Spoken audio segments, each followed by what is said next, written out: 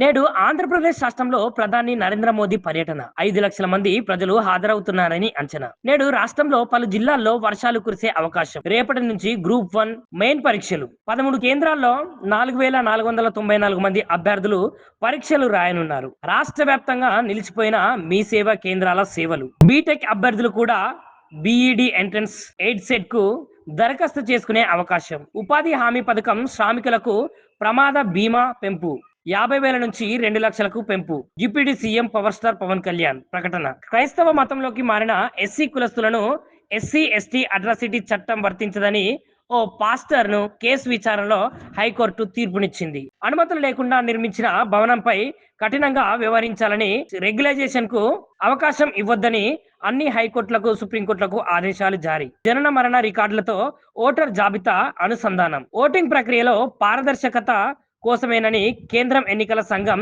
కీలక నిర్ణయం. వడగాలుల నుంచి ఇల్లు లేని నిరుపేదలు, ఎండలో పనిచేసే కార్మికులు, పిల్లలు, వృద్ధులను రక్షించేందుకు జాగ్రత్త తీసుకోవాలని ఆంధ్రప్రదేశ్, తెలంగాణ సహా 11 రాష్ట్రాలకు జాతీయ మానవ హక్కుల కమిషన్ లేఖ రాసింది.